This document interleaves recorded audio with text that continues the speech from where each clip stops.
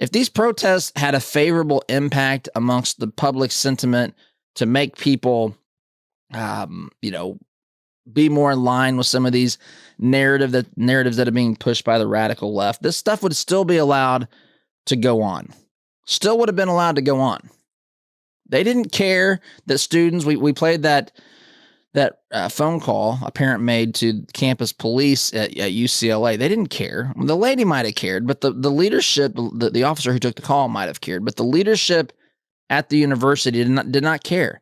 They didn't care that these students were being stopped from going to class. They didn't care that they were paying customers effectively and they were not being able to get what they were paying for. They didn't care about any of that. They cared about advancing the narrative. They cared about being an instrument for advancing the cause for the radical left, for the Democrat Party by extension, except it didn't have the impact that they had wanted. So think about that. That's when it gets serious enough for them to say, hey, we don't want anything to do with this. Let's shut this down. It's only when the heat gets turned up hot enough against them and against what's happening and how it impacts the university, how it impacts the Democrat narrative. That and only that is what caused this to get shut down.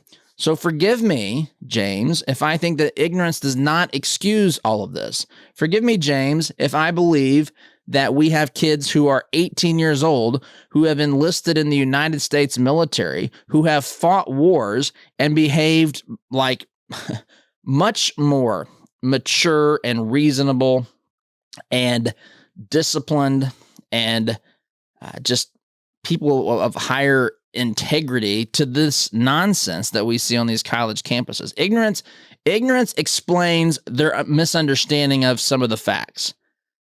But ignorance does not explain their willingness to jump in. You could say that's lack of character, lack of integrity, being a follower. But it's not just ignorance at that point. There's a lot of people who ignorantly believe that Israel's to blame for all of the world's ills. There are a lot of people that believe that still can go about their daily lives without trying to shut down everyone else's freedom to do what they want to do. That's what happened with these radicals. Anyway,